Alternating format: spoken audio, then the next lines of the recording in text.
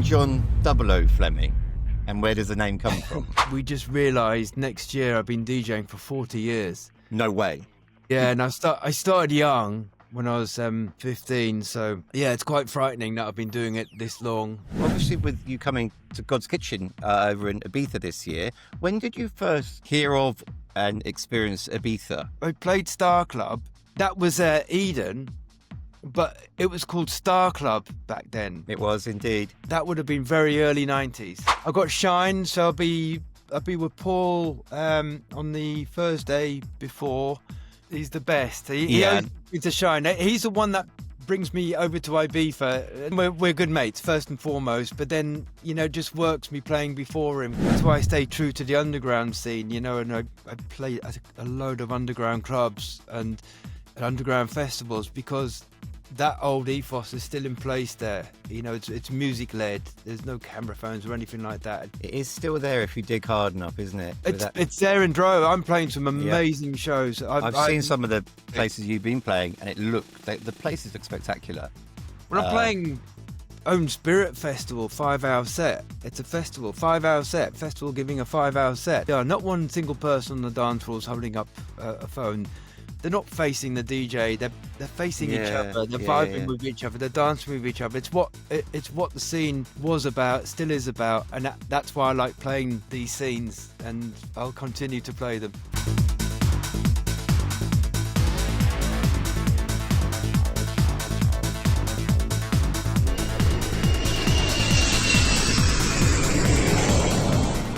Thank you very much for joining me today.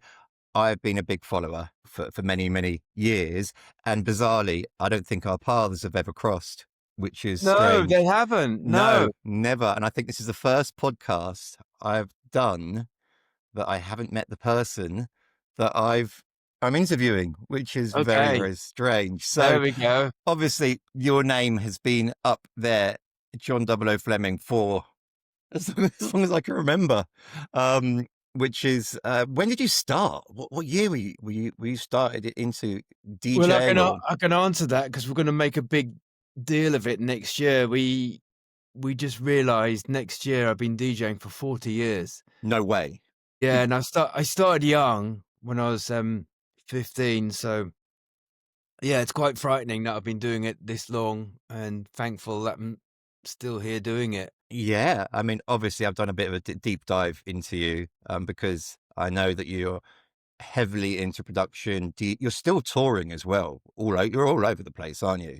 You've only got to look at your Facebook page just to see where you've been in the last few months. It's non-stop. I'm trying to do a balance between spending time in here in the studio, which I've neglected because of the touring, is trying to balance my two worlds. And I was neglecting the studio, so I'm still touring like mad, and I find it very difficult to say no to a gig because I love playing, but I'm trying to make more time for music. Do you not find it grueling doing all those long hauls? Yes. Yeah. And I was speaking to Lange earlier, and he's like cut his stuff down to Europe, UK, Ireland, because it allows him to have that recording studio time that he was kind of missing a little bit. So you were really young. Then the DJ culture didn't exist like it did today.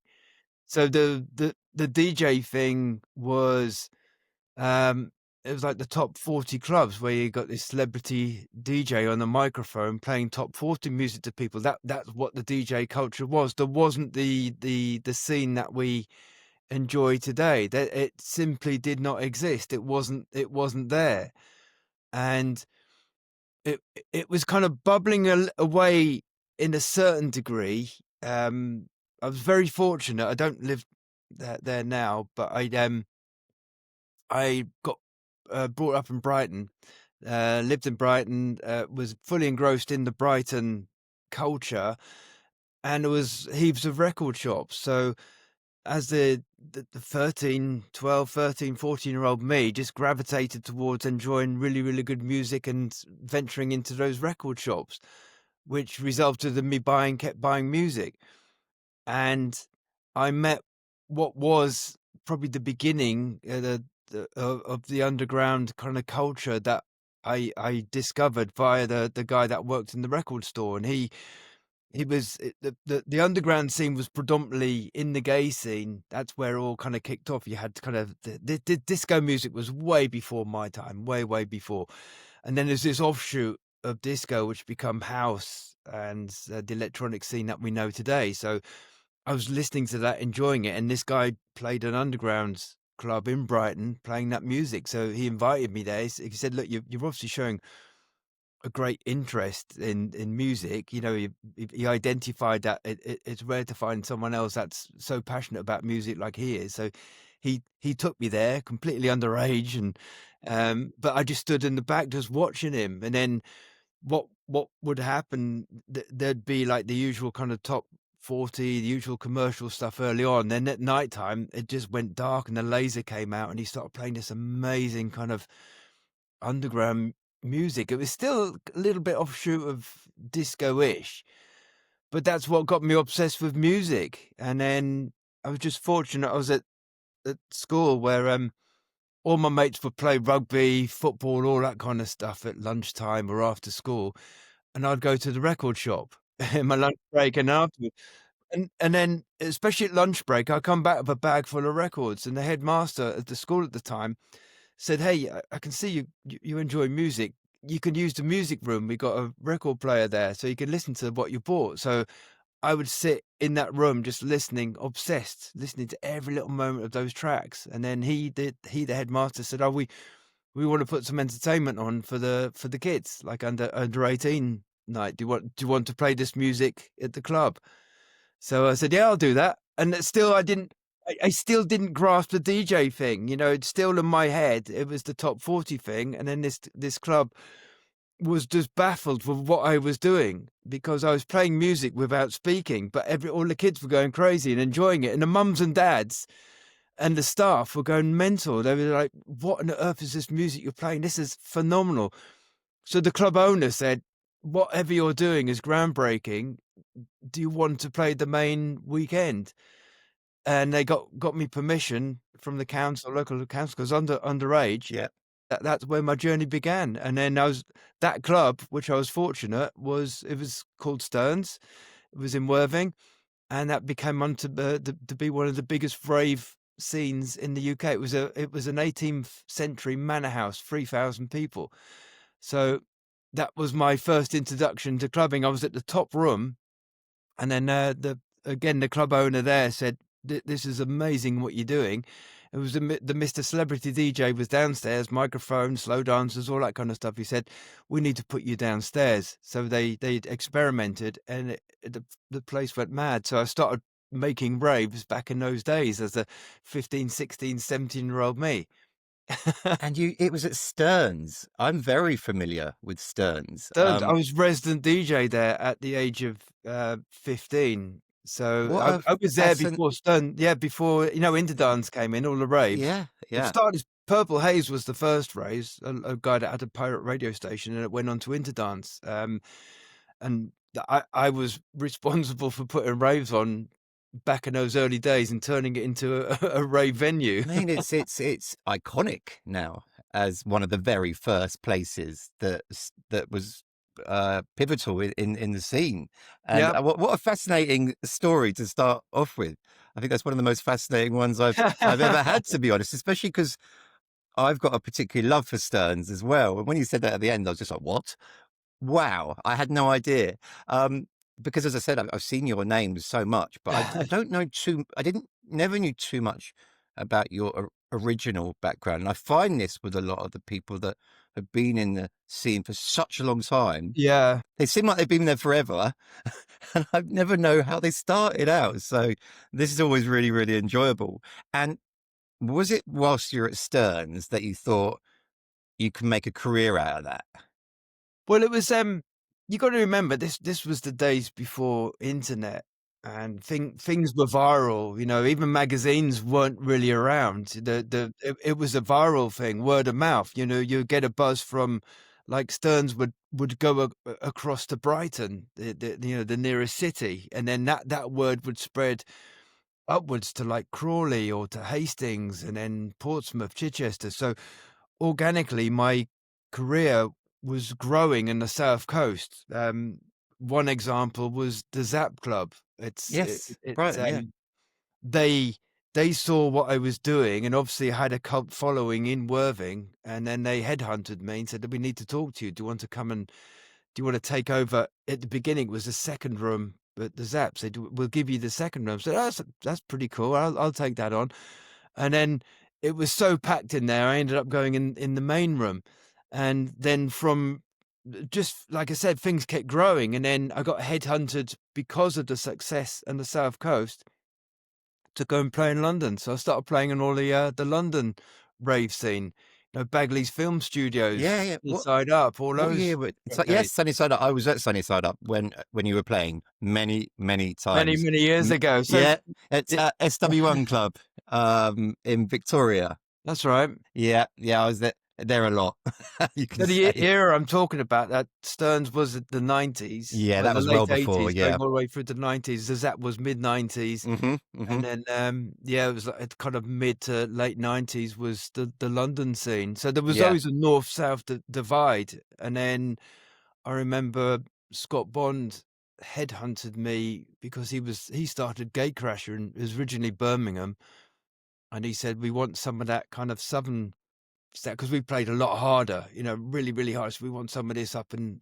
the north, in the Midlands." So I played Gatecrasher, and from playing Gatecrasher, God's Kitchen was being born at the same time. So God's Kitchen were on straight away in the action, and from then I did it was God's Kitchen which really hit me for the north, because once God's Kitchen, the team, we just got on with each other, and then I started doing loads for a lot for God's Kitchen, a hell of a lot. and they flew really quickly, didn't they? They really developed in the space of a couple of years. They went then their global gatherings and all of that.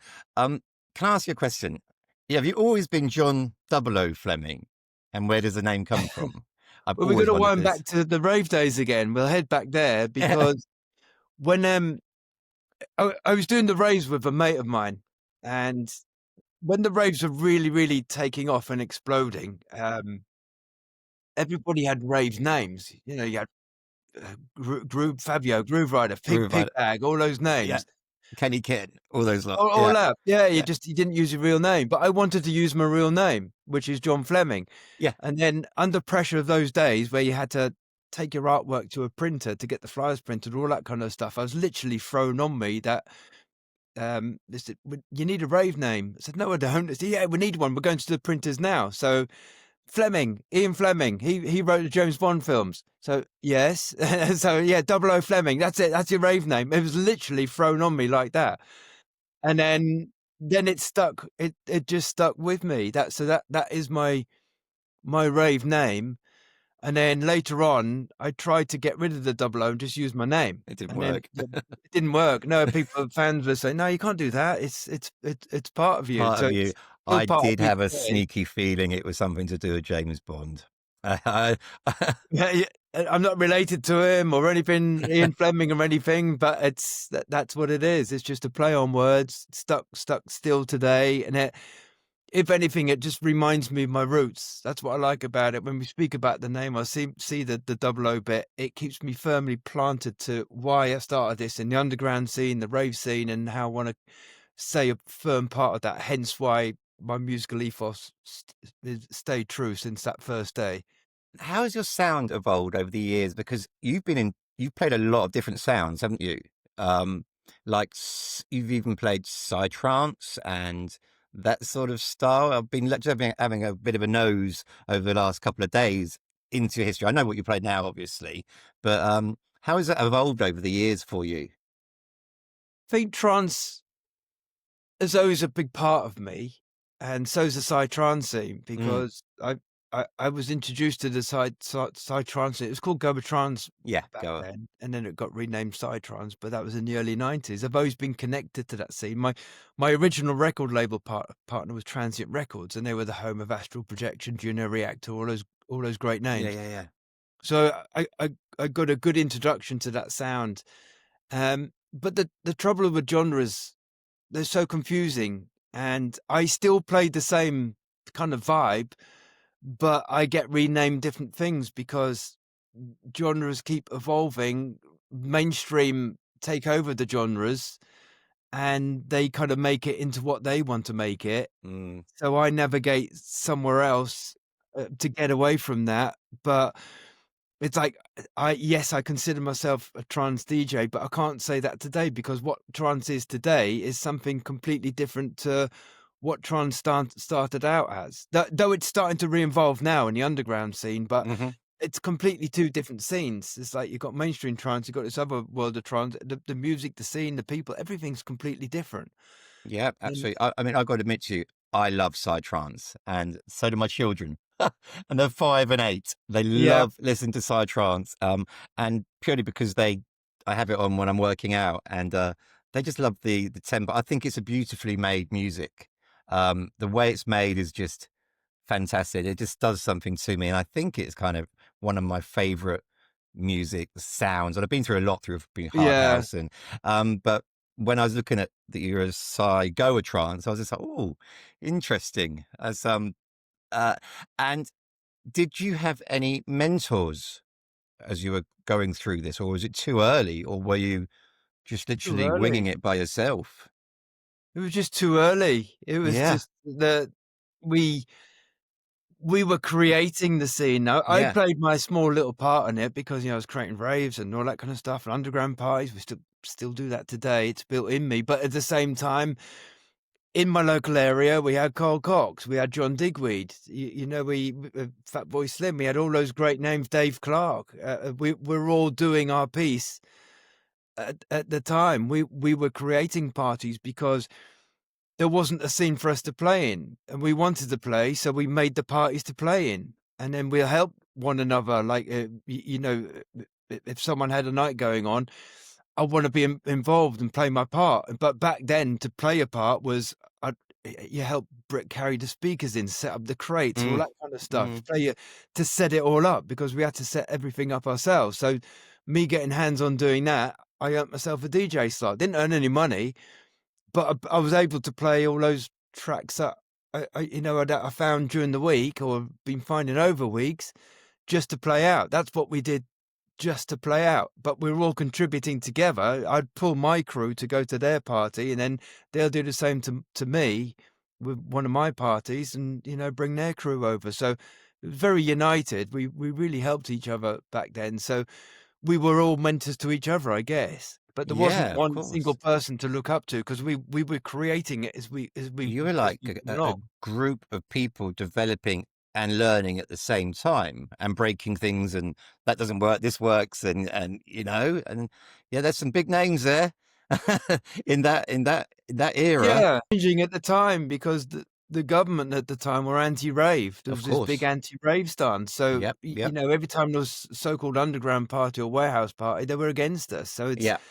it was it was it was just portrayed and seen as a, a drug culture. And it was just everybody from all angles was against it, and it was yes, there was a degree of that, but it's the degree of that everywhere. If you look into the fashion media world, everywhere, but they just fully focused on the club scene, and we got picked on, and it was just such a challenging landscape to try and put on events and try and get nights going and try and get a scene going because they were after us.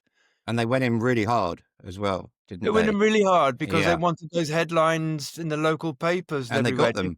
That they got them, and then Yeah, that just made things worse. yeah, We fought against it. We fought hard against it, and look at where we are now. We won. We created this, all of us, this big scene that we see today. So yeah. we Yeah, it's still going strong, and obviously with you coming to God's Kitchen over in Ibiza this year, when did you first hear of and experience Ibiza? Was that early on as well? yeah, that was early on, and it's just come to me now. When I was playing at Stern's Interdance, I got headhunted by this Spanish chap, and I can't remember his name or anything. This is such a sad because it's just a vivid, and I was very young, and he spoke very broken English. He said, "You come to my club. You come." All right. That was a terrible Spanish accent then. And then he invited me. This is just a young me. It's like, "You come to my club." He bought me a ticket, and it's all on trust. Everything was trust back then. It's like, "Hey, he's going to pay me," and he just bought me a ticket, and I had to go. You had to pick a ticket at the airport those days. So I just went to the airport, picked the ticket up.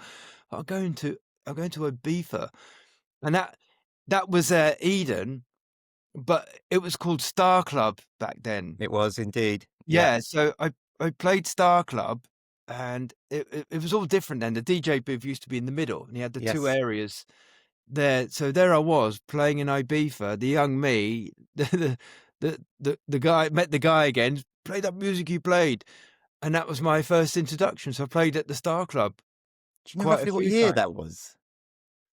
It's just all vague. I just Yeah. wish I kept the note of dates, but that would have been very early 90s. Yeah, I'm pretty sure I 92, have some 93, something friends like that. It would have been who back. worked at Star Club. Describe that Ibiza, then. Was it very, very, just simple in comparison to what is now? Just growing. Was Yeah, I mean, was there many Brits there at that time? no, it was kind of very international, but not like it is Continental, yeah. now. But there was Brits there. It had its own thing going on, and that was predominantly riding off in the late 80s. There was a scene especially in Spain and Europe, called Italio House, which was another offshoot of disco. But Italio House arguably was the beginning of the trance scene, and they grabbed a lot of influence from synthesizer music from Tangerine Dream, Jean-Michel Jarre. It was very synth orientated, and there was big elements of that. When you listen to it, was fast BPM, and you listen to the music now, yes, it sounds dated, but it was the early stages of trance. So that scene was massive in Europe, especially Spain, Italy. Most of it came from Italy, and being the neighbours, it was big in Spain. So there was this big Italio disco, it's called then, scene in Spain, but then it was growing into the electronic Mm. scene, an organic offshoot as it grew, because techno and trance was born 80, 88, 89, 90, going early 90s. So that's what I was playing. And it really worked in that club, because it was like stepping into the future. It was like fast forwarding into the future, and everyone was like, "Oh my God, this music is phenomenal. What is it?" And to me, that's what Ibiza was about. And that's what I remember, fond memories of the beginning of when I'd finished playing at Starkville. I'd go and investigate all these other places and go and get inspiration, forward-thinking people like me, and then do what we all did as DJs, get yourself in the booth and kneel down on the floor and go through someone else's record crate, with their permission, of course, and start making notes of what these tracks are. Just Yep, sit there I remember. when the sleeves are up on the end, make a note of what it is. But people Yep. used to do that to me. I wasn't looking at the crowd or anything. I was on my hands and knees, kneel down. "This is the killer track. What is it?" And write it down, and go home, bit of paper, and go straight to the record shop and say, "Get me these tracks." So that's what Ibiza was always about to me. That's what I remember. And as I carried on going through the 90s, it was a place to go and experience what is coming next. And A&R teams would go out there as well. You get full A, and I'd recognise all of the label hunters, the A&R label hunters, because they used to come in the underground clubs when I used to play, because they were headhunting what was working on the dance floor, and they'd be constantly, "What's this, John? What's this, John?" "Yeah, it's that." And then they go off and sign it and make it commercially viable. But they used to be out there in droves. I used to see them all the time, just headhunting the next thing, the next scene, the next trend. And when did you go, your first experience with Amnesia? Because obviously you're back there in a few weeks. Oh, I'm just, this is the worst part of the 90s. Things are hazy. You haven't. They are, aren't they? They're very hazy, and you don't have photograph logs like you do today. No, no. You don't have stamps of, like, you can look in your timeline on social media, or you can look at your timeline in your phone and look for, you can figure things out as soon as we had camera phones. But back then, they're there. They're fond memories, but they're not date stamped. But Yeah, yeah. it would have been God's Kitchen. God's Kitchen got me there first, I believe, when they started, when they had the seasons out there. So that was probably I 1999. was going to say late 90s. That's what I had in Yeah, my yeah, head. yeah. So, Goes and coming was out. it then that you started like playing regularly on the island once like the God's Kitchen started, or was it you were there every summer, or flying in, flying out, I or was always there every summer in some shape or form. Extravaganza used to do nights yep, there. Sunnyside out up were out there. Some London Twisted.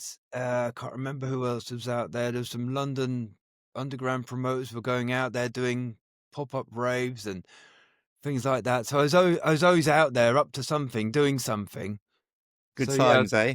I was a regular face there, but not as as Ibiza started to get more commercialized. I didn't do, and I still don't do the normal places now, to be honest. You know, Amnesia's my favorite club. I think Amnesia's it's always one that'll stay in my heart because I like the setup of the club. It's not there's a trend at the moment building a mainstream festival at a club, and it's just not my thing. I just, the outdoor thing and pool and all that kind of stuff. Not into that. I just like raw club experience, and Amnesia gives that. So it's always I'm been one so of my glad you said that because that's exactly what I think. Amnesia is my favorite club. It was always on a par with Space. Yeah. I loved Space. Sadly, it closed. And now we do stuff at Amnesia. I still like the rawness of the main room. They've kept it raw. And obviously the terrace is the terrace with the roof on. But yeah, we're really excited to have God's Kitchen back there. So sorry, you said something before about them finding God's Kitchen. So God's Kitchen found you then. They found me. Yeah. They, I think, when new DJs appear, it was a north-south thing because we're going back to the early, late 90s, sorry, early Hmm. 2000s, when the north-south thing, when the northern DJs were coming to south, for example, I put it the other way, it was a buzz and a joy for someone like me who's a music lover, because I was just, wow, where are they getting this music? They had different record shops up there. They had Of a different course. scene going up there. It was Yeah. split. It was just at the time when the media were starting to talk about it. So they were getting the same for the likes of me and southern London-based DJs going to the north. So, me making steps, playing raves, and like playing Gatecrasher, that was just a buzz, and the crowd were going, "Wow, this music!" Because, like I said, we're playing like this really kind of really dark, hard version of trance, and predominantly up the north it was like progressive trance. It was a lot more lighter, the session digby kind of sound, that northern exposure sound was there. And here I am coming, or saying that it was the European kind of more uplifting trance was seemed to be a thing that Gatecrasher was pushing, especially. And then here steps me, just playing this really hard, aggressive driving stuff. It's like, what on earth is going on here? So there was a whole hype and a buzz around it. So they organically reached to And it me was and all my so new age. then, wasn't it? Say again? It was all so new then as It was well. also new and exciting, but that's Yeah. what the buzz was. That's what the crowd enjoyed. That putting us all together on the lineup. It was a great experience because we'd tell a story together. Do you know what I mean? The whole musical experience. We worked as a team back then.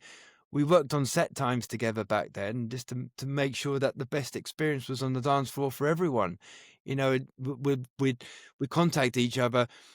What are you going to play? What mood are you in? How are you going to play? So, I've got some really good hard stuff. Okay, you play later. You play here. You play there. So we'd figure things out together. As that's all gone today. Yeah, massively, It's all massively. gone today. It's managers and egos and people fighting for the the the magic set time when they don't fit musically. So Yeah, and that's why places on artwork and stuff like that, and biggest font, all that kind of stuff. drives me insane. That's why I said earlier I leave my partner up to deal with all that. But that's why I sidestep away from that scene. That's why I don't enjoy it, and that's why I stay true to the underground scene. And I play at a load of underground clubs and underground festivals because that old ethos is still in place there. You know, it's music led. There's no camera phones or anything like that. It's not ego led and all that kind of horrible stuff that comes with the mainstream. That it just makes me happy. I'd end up giving up as a DJ if I try to. I don't want to play in that scene anyway, but It is still there if you dig hard enough, isn't it? With that, it's there in Drow. I'm playing some yeah. amazing shows. I've seen some of the places you've been playing, and the places look spectacular. When I'm playing Own Spirit Festival 5-hour set, it's a festival 5-hour set. Festival giving a 5-hour set. They get it. They enjoy it. It's not an hour set. It's not none of that kind of stuff. And we just work together on it. It's the same with Boom Festival. I just played there recently in Portugal, 3-hour set. It's the way it should be done. Not one single person on the dance floor is holding up a phone. They're not facing the DJ. They're facing each other. They're vibing with each other. They're dancing with each other. It's what the scene was about, still is about, and that's why I like playing these scenes, and I'll continue to play them. Fair play to you, John. I'm glad you're still carrying that flag, Yeah. because I've been around it a long time since my dad was involved with it when I was a kid, and sometimes I begin to lose a little bit of faith, you know, where it's gone, and because obviously I'm deeply involved with social media, and sometimes you see stuff and it's just like, this isn't what it's about, and I think that's why we're trying to keep some elements of that spirit alive, like with Godskitchen and Kevin and Perry. Kevin and Perry might sound like a cheesy event, but I tell you what, the atmosphere is second to none. Exactly. And because they party. They've come there to party, not to put phones in the air. And Godskitchen's the same week, so we'll be seeing the same thing there. And we've gone putting a lot of effort into delivering the event as well. And it's at Amnesia, so it's a win all round, isn't it? Yeah, absolutely, absolutely. So how do you look back on that? You know, you obviously experienced the really raw early days, and then you saw these super clubs or super brands, as I say, like the Gatecrashers, Godskitchens, Creams. How did that affect things? Did that change your trajectory of the scene, do you think? It did, and it's always challenging when, especially the days of social media, when you speak honestly and truthfully, like I just have, to say no, I don't find any interest within the mainstream scene. That's why I enjoy the underground scene. You just don't want to be seen as a purist or some person that's moaning, and I'm not. And I desperately try not to come across that, because everybody has different music tastes. I think it's a brilliant thing, the mainstream world, because it pushes the electronic scene to the masses. It makes it acceptable in all angles of the world. Like when I look at the fight that we had in the early days, fighting against people trying to shut us down, now it's normalized. And then these young generation that are coming into with the mainstream market, they're going to find the underground somewhere along the line as their palate matures. So it's good for the ecosystem. Otherwise, they might be going to rock music, hip hop, any other place. So it's good to have them in our ecosystem. So I want to definitely kind of clear that up. That it's a positive thing. I'm just, the people that moan and say negative things, that's all they do. They moan and say negative things. If you're unhappy, do what I do. Just step away from it. Align yourself with something that you do like. Absolutely. Really, really simple to do that. Absolutely. And I even managed to do that in Ibiza. Ibiza has obviously changed a huge amount over the years. I lived there a very good period of Ibiza with a lot of very good friends. Yeah. I'm now sober for 8 years, thank God. Thankful. But I've seen the change. And obviously with, as you said, John, social media, it loves that bad reputation, and people jump on that bandwagon with bad comments. It gets clicks, it gets likes, the press jump on a bit because they get lots of clicks and attention. That's what the page views, and it helps the revenue and all that kind of stuff. So that's why it happens. Absolutely. And the thing is, I've seen it change. I don't drink anymore, and I used to get right on it. I used to be a right party monster, but I've had to change my behavior because of it. And when I go over to Ibiza every year, I still find that part of Ibiza that is Ibiza, and I love so much. So, but I've just had to look in a different direction. You know, you don't have to go to XYZ club and pay 25 euros for a drink, you know, or things like that that generally gets the bad press, or things of that nature. There is still that element which is Ibiza. So, yeah, I totally get where you're saying. And are you looking forward to coming back to Amnesia in a few weeks' time? Of course, yeah. I Yeah. mean, what just remind a little bit what you touched upon earlier. When I don't tend to play too many reunions because I'm so involved in the underground scene. I'm really happy there. But what I do get from the reunions, and why that I do them, is like what you said. It's like the younger generation probably thought, oh, the oldies going out, they've got no energy, but they're the amazing crowd, probably the best crowd in some cases, because they've still got that they were proper ravers in the day, proper hardcore ravers in the day, and they still are. There was not a single phone anywhere. They're just there to have amazing time and enjoy themselves from the first beat to the end beat. They'll stay there really, really late. And you can just play what you want. You can play as hard as you like. You can do what you want with that crowd because they get it. Yeah, And that's what absolutely. I love about playing these reunion parties, and especially Godskitchen, because going back to the heartland of Amnesia, you know, that it was a cult every week on the island. Amnesia, Godskitchen, you had to go to it. It was a no-brainer. People planned their whole holidays around going to Godskitchen. They wouldn't fly back the next day because they know, oh, I need a few more days to recover before I go home. The whole holiday would be planned around Amnesia and Godskitchen. So I've got a feeling, what I'm seeing already in fans online, I think it's going to be that kind of reunion. I really think it I've will. spoken to a lot of people from the olden days, and they're all coming. I'm just like, right, if they're coming, who else is coming? This is and obviously we have everyone. We have a lot of the old workers coming over as well from There's a for Kevin and Perry. They're all staying for God's Kitchen. So you're going to have yeah. like an element of like a few hundred ex-workers who really party as well, who are going to be at God's. So as I said, we were given an opportunity to bring it back in Birmingham, which went really well. The second option was always going to be to come back to Ibiza.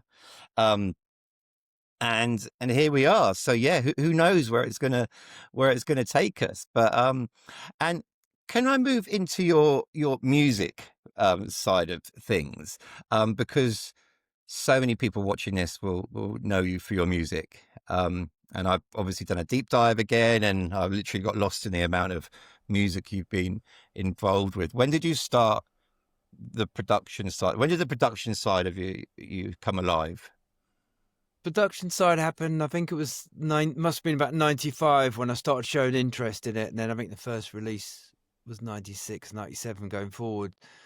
And I didn't have a clue. I just didn't know. And then back then, studio equipment was really expensive. Like, it's easy now. Mm-hmm. You buy a new Mac, and you've got GarageBand built into it, so you can make music. It's part of the operating system. But back then, just like a mixing desk where you mix all the frequencies, volumes, etc. To buy a decent A one few grand. was about 15 grand back then. Yeah, So yeah, yeah. that's just your mixing desk. Apple Mac didn't exist back then. You had Ataris, even they were expensive, and the software was expensive. One synthesizer was, again, you 1,500 quid, 2 grand for a synthesizer. Then you had to buy EQs, compressors, everything separate. So before you know it, that's added up to a lot of money Yeah. that I didn't have. I, So I had the honor of speaking with Steve Mack. yeah, local boy. Yeah, of course. I had the honor of I know Steve, and I had the honor of speaking to him at length a few weeks ago on this podcast, Yeah. and about the bunker and the equipment, and I tried my hand at production, and I wasn't very good at it. And yeah, the hardware was the issue, because it was so bloody expensive and Yeah. difficult to use. I found with all the wiring and stuff like that, and compared to nowadays. So how did you navigate that then if you couldn't What afford it? Were you which using other people's? yeah, it's when I knew my DJ career was taking off. He had an indication by then. I knew something was happening, and I was like, you suddenly you've got your passion of playing music, but then the business savvy sense jumps in, and years before that, I was training to. I wanted to be a car designer. That's what my dream goal was. So I was going through the motions of learning everything about the motor industry. Going through the different departments, learning marketing, business side, car sales, with the workshops, everything. Just you have to learn all aspects. So having that training, I took that training and knowledge from the motor industry and put it into myself and started taking it professionally. Felt, well, okay, I've got to do make some sort of business savvy sense out of this. So I can't afford this stuff. I don't know how to use it. So I found a guy in Brighton that had a recording studio, and he was doing pop music, and he was doing a lot of stuff for PWL, which was at the time Kylie Minogue, Jason Donovan, all that kind of stuff. But he was based in Brighton. So I just went to him, said, "Look, DJ, I've got lots of ideas. I've got lots of tracks, and I want to make music." I said, "I don't know how to do it." So he said, "All right, I'm up for this." And all I was doing is just basically, okay, playing a piece of a track. So when I play this little section here, everyone loves this. Can we make that groove like that? So he'd work away making the groove, and then so I like a melody like this, that sound, but then we'll make it our own. So what he was doing at the time, unbeknown to me, which I understand now, he had a ton of old analog synths, loads of stuff. And I was watching him make sounds on a synthesizer, like just from a tone to like a gorgeous synth big lead line where you make a kick drum, where you make pads. And it was mini moogs and things like that. So I learned from the very beginning, not presets or anything like that. It didn't really exist, but how tones and sound waves made sounds. So how to make, if I heard a pad sound in my head, I knew how to go to a How mini to moog make it? and make it, because Right. I just Okay. sat and watched him, and I was Now that's a skill in itself. Actually yeah, and making that sound. Yeah. I Yeah. didn't know that at the time. Yeah. All it was a machine with lots of knobs on that I didn't understand, because I ended up buying a synthesizer and I had it at home and I still couldn't figure it out. But I just watched and watched and watched and watched and watched what he did on a mixing desk, watched what he did with compressors and things like that. Why are you doing that? Why have you done it? It's just like, poor guy's trying to work. Why did that? What did it do? But I learned. Learn. Yeah. I Yeah. just Yeah. Yeah. learned. Now he had And great it monitors. wasn't easy. It was not easy. It wasn't easy. No, So no. you brought records with you to the studio. Yep. Jason Hurd did the same thing before Really? Really? yes. Yeah. I spoke to him as well a few weeks ago, and he said he preferred, when he first went, he brought the records. He goes, "I like that bit. Can you do it?" It's just literally mirrors what you said. It's the easiest way to translate, because a human can't make great sounds. Like, I want the guy. I don't know what that means. Yeah. It's easier to do a reference to say this bit here, that bit, that bit. Listen to what the bass is doing. I understand now what the bass is Yeah. doing, Yeah. but Yeah. the Yeah. younger me didn't. It's like, if it's a rolling bass line, or it's got, I don't know, things going on. It's got it's a pattern of like 4 basses going together. I didn't know that at the time. I just knew it was a killer bass line that everyone went mad to. So he'd know to reverse engineer it. So, okay, I can figure out what's going on there. And you And he'd learned to make, produce from that. So learning, because that's exactly what Jason did. yeah. And now look, he mentors people as well Yeah, through yeah. his Same studio. thing. And he's in Ibiza as well. Is he really? I didn't know Yes, that. he is. He's doing babushka on the Wow. terrace. So we've got them all over. Paul Thomas, AJ Gibson. They're all coming. They're all playing. So it's going to be great. But I had a good chat with Jason the other day, and he mirrored exactly what you did. Yeah, but it makes sense. Do you know what? I wish now I did that. Because I always had problems getting what was in here onto there, because I didn't have those skills at that time. So yeah, should have thought of that. It was a good partnership, because studio geeks were just studio geeks. They didn't go to clubs. They didn't want to go to clubs. Even when the scene was growing, the DJs earned very, very little money. The Mm. studio gigs were earning a lot. They were earning a hell of a lot of money. So, compared to the DJs, they were earning so much money. It wasn't worth them tiring themselves out, having a late night. Their ears are getting tired from listening to loud music. So they didn't really see what was going on the front line. It was perception they were making something. I can't blanket say it for everyone, because of course some did go out, but Yeah, of most course. I know couldn't be bothered to go touring, couldn't be bothered to go clubbing. I'd let them know if in the area, hey, I'm coming, I'm going to play your track. Oh, let me know how it goes. You're not going to come down? No, no. So you were bringing the front line to them. So I was the front line, giving real world feedback and helping with arrangements, helping with how and what should be going on, and what I see the trends, and then move away from the trends to bring something new. So that was gold to them, to learn all that lot. Because I never thought about doing that. I didn't think about it. Oh yeah, that's a good idea. Yeah, that arrangement, I would just do that. So no, let's do something different. This is all very familiar because, as I said to you, I was just editing Langed, Stuart's Yeah. podcast this morning, and I've just got to the part where he didn't go out. He was a producer, Oh, and he relied on the feedback forms. And he said at that time, because I wasn't DJing and I wasn't really going to the clubs, my breakdowns were far too long. yeah, yeah, But I didn't know that. And then I think it was someone like Jules said, "Great tune, but that's a problem." And then Jules started inviting him to the yeah. clubs, and Stu's like, I better get into this. and that's because he started quite a lot of years after his production started. So yeah, it's very, very similar. But just So speaking about Jules there, just while we're yeah, on him, he's a great example of what's missing from the scene today, because again, there was a lot of money income from sales, which is good all round. It's not a greedy thing. It's because it's great. People could make a living from making music, so it's a positive thing. And the whole infrastructure of record labels were able to employ lots of staff, including an A&R person, which Jules is a great example. He was a fantastic, probably one of the best out there, A&R. And he would be very good at doing that, signing a track or hearing a track, and then going back to the producer. So, I want this track, but the breakdown's too long. This is mm, wrong. That's wrong. The mix down. So the A&R would make the track into the gem it become. All the yeah, anthems that become today was with a good A&R person like Jules behind it. The original version would have probably not sounded as good as the finished product, because the A&R person's ears heard and identified this is a killer track, but it needs work. And they give that feedback, sit next to the producer, and get it right how it should be. So that yeah. there's a big part of that missing from the scene today. Anybody could start up a digital label now.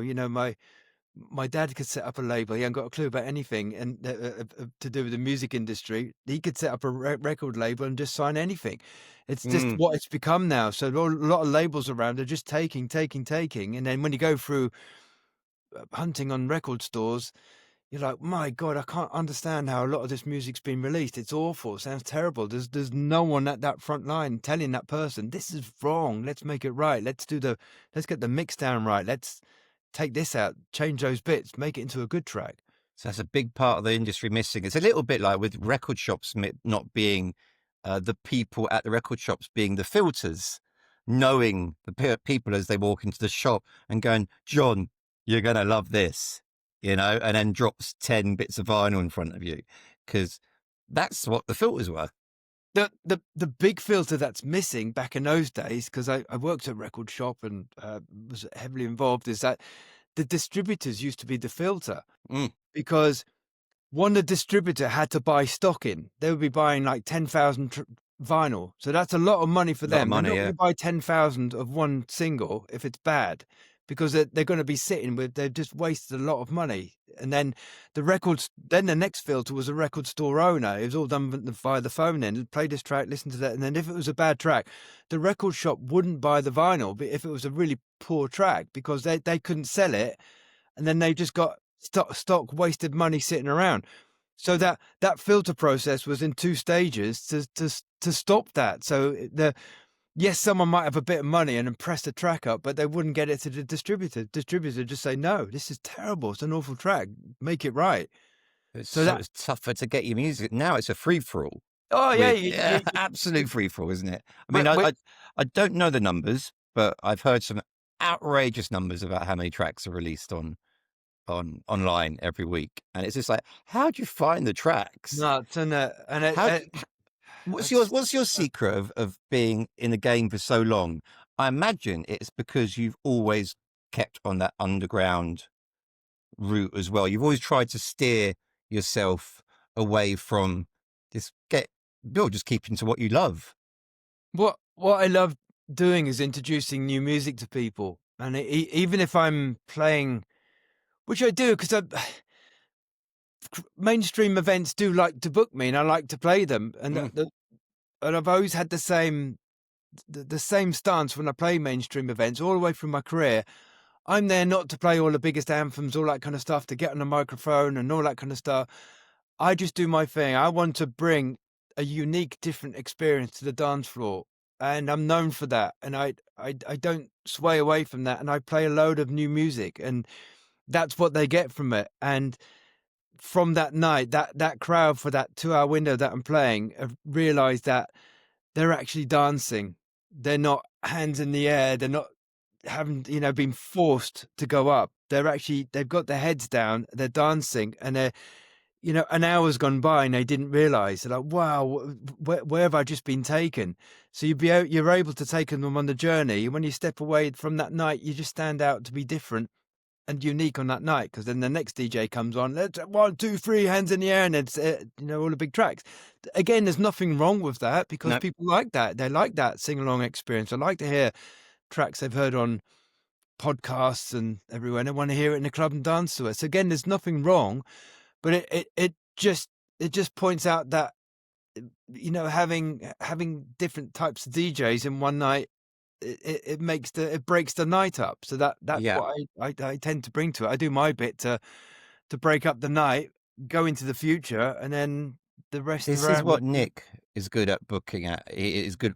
Sorry, Nick Ferguson. He is always very, very conscious of that, having a very eclectic lineup that fits Yeah, yeah. nicely. And he's quite OCD about it. And I've seen him like take for days to figure something out, and he'll be running ideas past me, and it will all be to do with the musicality of the night, which sometimes in this industry, modern day industry, gets completely forgotten about. They'll just throw It everyone does. together. But with us, it has to flow musically, because it can ruin it, not ruin a night, but it can really stop and start a night if it just doesn't, if it mix and match. So yeah, Yeah. I've seen Nick Nick in some he's like, what am I going to do? I don't know how to do this, but he always ends up figuring it out. So But there's very few. How do I put this again without not sounding like a grumpy person moaning about the scene? There's very few kind of authentic, real DJs out there now. It's become very much production, and DJing is hand in hand today. So it's mm. very production led. So you get a lot of producers are out there performing, but to me, they're two completely different skill sets. Being a DJ, reading a crowd, understanding a crowd, being able to adjust your sound, the music you're playing to adapt to the situation that's given to you. I'm out armed with about 5,000 tracks. I'm armed and ready for any situation given to me, whether they want it hard, they want it more deeper, they want it. I will feed and read the crowd and play the right set to the right crowd. But the producer, not again, there's nothing wrong with them, because it's just the landscape that's out there. They generally have a small, just a small amount of music with them. Yeah, It's their small music, and style. it's Yeah, just within their label group. It's just because they don't want to go record shopping. They don't want to spend hours going into record stores and crate digging, as we call it. It's boring to them. They want to be in the studio and doing what they're good. I'm glad different animals. they're making killer music for me. Yeah, But that's where it does need to be broken up a little bit. And that's Nick's nailed it there, because for example, when I play on lineups like this, I won't bang it out or play anthems before I'll understand who's playing after me. mm. I understand what they're going to bring to the party, and I'll complement what they're doing, or the same thing if I'm playing after someone like that. You'll make a nice transition between what's going on or building up to what's going to happen or what they need afterwards. I'll read the dance floor and figure out, okay, they've just been belted with big hits for 2 hours. Now it's time for them to just get their heads down and put them in a different sonic space. And that's what I do as a DJ. And there really isn't too many DJs around these days. It's producer-led DJs, but I see a really healthy underground scene with the next young generation coming through. And I'm seeing that a lot at the moment, especially within the kind of the underground trance techno scene. They're looking at the mainstream world, which is exactly what I did years ago, and they're creating an underground movement, and it's DJ led there. So it gives me hope that something's coming, and they're definitely DJs, and they're very, very good DJs. And again, I can't blanket everybody because a lot of producers become phenomenal DJs. It happens the other way around as well. There's some absolute brilliant DJs that I see out there, that begun their life as producers. I think Asterix is one, for example. Asterix was, Wow, yeah, one of my favorites. yeah, he Yeah, was, he's he broke his career on production, but you watch him do a DJ set, he's brilliant. He's brilliant. He's reading the awesome. crowd. He's playing to the crowd. The way he Yeah, mixes, yeah, what he does. So there is rules broken, and people, they take to it. They love it. They enjoy it, and you can see it's like, oh, thank God they've got the DJ side as well. It's like DJs become producers. Not all. Put it the other way around. A lot of DJs absolutely suck at production. They just can't do it. They're really, yeah. really bad at it. They're DJs first, but they can't. You can't just make a career out of just being a DJ. So it's really frustrating from both angles. So obviously with technology becoming more and more advanced, I mean, the last 10, 20 years, everything has just flown with technology. What are your thoughts on AI creeping in to the industry and production? Is it something you'll be embracing as a tool or, No, I'm not or worried not? about it. No. No one can think like me. Yeah. Yeah. All that AI does, it's getting its information and knowledge from what's What's already existing out there. already, Yeah. and it's not looking at what's in the future or what's to come. It's Mm, just basing its data and guessing what's happening in the future, but it's predominantly it's what is happening now. So I think you're going to get, if it comes to music, you're going to get a lot of generic sounding already. music out there because we can all see it in our day-to-day life already. You buy an iPhone, you buy a new Mac, and it's got ChatGPT built into it. And when you get an email or a document or something from someone, you know instantly that's written by ChatGPT. Yeah. You can Yeah. identify the signs already, Absolutely. Absolutely. how The way it's it's working, written, you know, the sort of wording, wording, the way it's bolded, the punctuation. everything. If Yeah, you're a creative and you're a user of ChatGPT, you're like, how dare you send me a ChatGPT? And if you're asking, especially if you're you work in a complicated business and you're like a creative business, and it's obviously when you've asked someone a question and they've gone and ChatGPT'd it and just given you the answer, and it's like you obviously don't have the knowledge. And the problem with AI as well, it's learning off itself as well. exactly. So it's learning off errors, so it's not entirely accurate. But I am a big fan of some of the tools being used. I think they're very helpful and very time limiting, saving. But yeah, there is a lot of noise about AI creating tracks. It's like creating video. YouTube have just banned all monetization of YouTube AI video content. Yeah, yeah. Yeah, so good. But yeah, I just wanted to pick your brains as a producer I think where you stood on that. it is good. I think you can use it to a degree to help Mm, out. But like when I'm experimenting in the studio, and I have my ideas come in here first. I dream about them. I can think, I can write an idea in my head and store it and then create it in the studio. And when when when trends and things are happening, I kind of know what to do and where to go and how to move forward. My DJ knowledge, my musical knowledge and career tells me when to move forward, when to step away, and roughly where to go. I see the signs of what's going. I see the landscape. You've been AI there, can't you've do been there, that. done it. You've been there, done it, Yeah, seen what's failed, seen what's yeah. worked. Yeah, yeah, So, yeah. so the likewise people like me will start stepping forward and creating what is coming tomorrow. Then AI will eventually, with the data that's put out there, catch up. But by the time it catches up and gets information, we're You'll already be two ahead. steps gone. Yeah. So, but making sounds, making ideas, experimenting, some absolutely phenomenal producers out there. There's no way AI could do that. Mm. They just haven't got the idea, the knowledge, and the experience about playing out like we have. W- my knowledge here of watching how a dance floor reacts with frequencies, with certain things, with elements, it's here that comes out there, then I make it.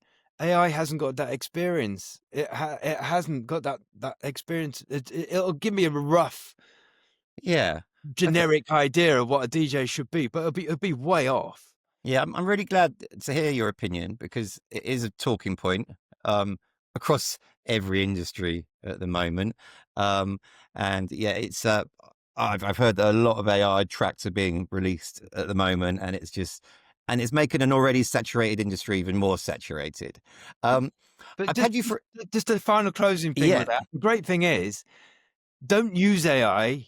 Learn how to do synthesis. Learn the equipment that you've got, because if we look in 10 years' time, there's going to be a lot of generic AI music around, as yeah. in like the responses that we identify in an email or a document. So by you doing something dynamically different, you'll stand out from the masses, because at that point, everyone will realize this AI thing is just not getting it. We're all sounding the same. We're all robots. But Yeah, yeah, yeah. the people that are actually using their brains will stand out from the masses, and you'll be different. So dynamically different. That'll be your strength, as opposed to So, robots. And then, so you would give that piece of advice to like up and coming DJs yeah, and producers would be to go and educate yourself. educate yourself, because Yeah. in 10 years later, when you discover that you're generic like everyone else, you haven't learned the skill set. Mm. You haven't learned how to do it. So then you have to start from scratch. Okay, I better look at a synthesizer, understand synthesis, understand frequencies. Okay, I need to start doing it myself. Where they haven't done it themselves, they're just pressing a button and clicking and do this, do that, create this. I want a synth sound like this. He Yep. goes and searches it. Yeah, I'll have that. And they're not doing it themselves. So they won't be able to write, won't be able to do synthesis. They won't be able to do all these things. So yes, they're a producer, but they haven't got that skill set. So when they realize, they're gonna have to learn all that lot and start from I think scratch. Jason Hurd or Steve Mack said, I asked them the same question. What would you recommend an up and coming DJ and producer? And they said to get musical lessons, to teach yourself something. I think it was Jason. But Yeah, absolutely, just to educate yourself and keep on educating yourself. Like Jules, another one, he says he's always trying to educate himself with something new. Like he now speaks fluent Spanish and he's become a lawyer and he's always yeah, trying to keep upstairs yeah. creative. I've had you for an hour. And I really thank you for squeezing this in before our God's Kitchen show. And it's going to be literally a few weeks ago, and I'm getting all excited. The podcast is actually called One More Tune. Would you be able to name a one more tune that you close a night on? Would there be a particular track you would pick, or absolutely not? I knew you would say that. I It's don't know. impossible. Yeah. I don't know. Yeah.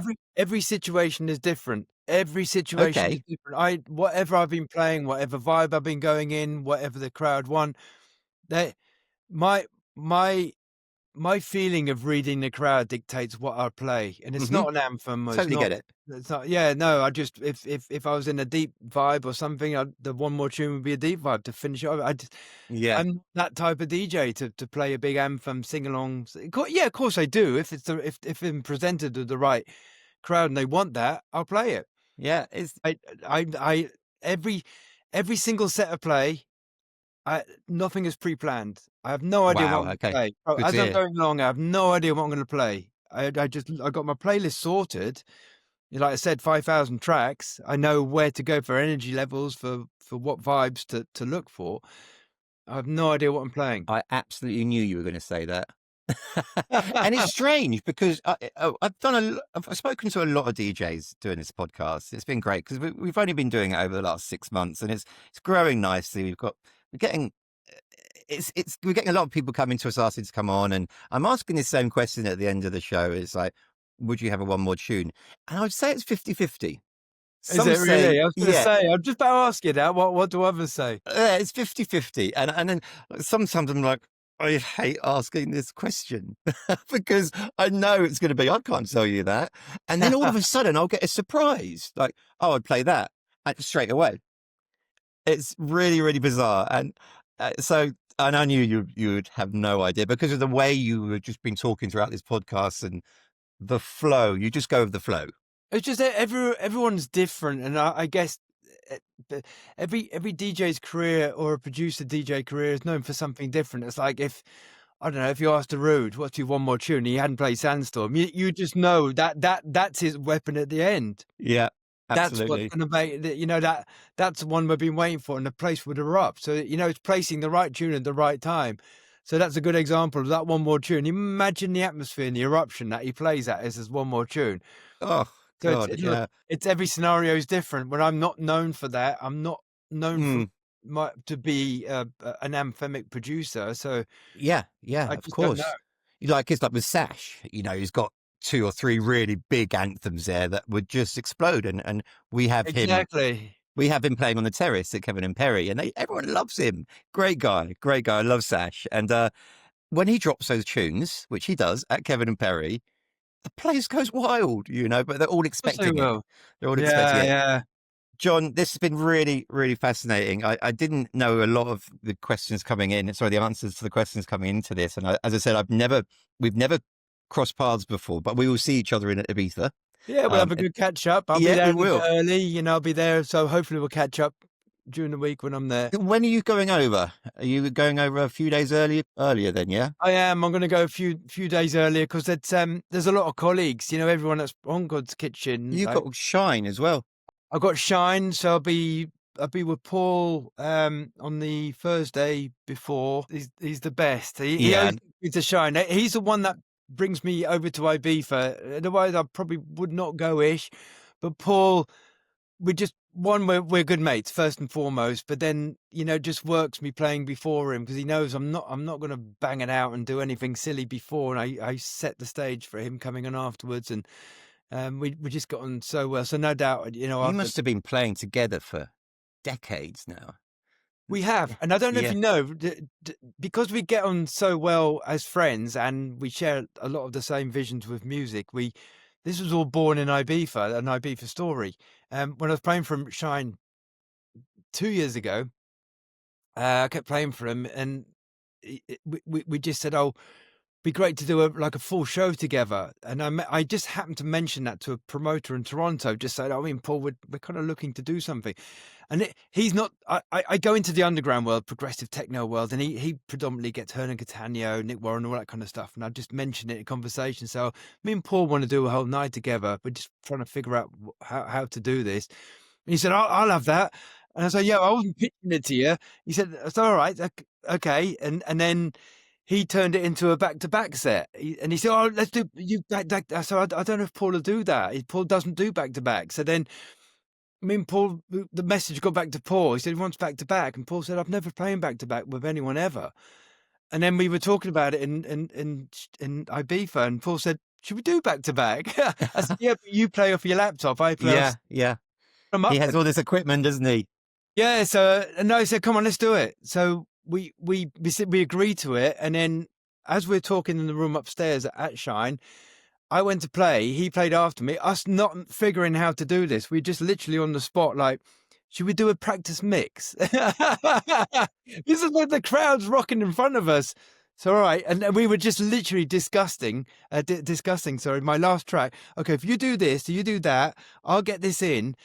And then we did our first mix. We were like 2 children, so excited. I bet it was so fun. Yeah. So you usually do the set before, Paul. Is that correct? I always do that. I like that because I can set them up beautifully. I can do a nice groove, keep it deep, not go wild before. There's a real understanding there as well. There's a gentleman's handover, and I'm doing it again at Shine in a few weeks. Oh, that's amazing. I'm going to end it on that. I've just had so many great stories out of you there, John. Thank you very much. I will see you in Ibiza. Definitely, it was awesome catching up with you, and I'll And you. definitely see you in a few weeks. I can't wait for that.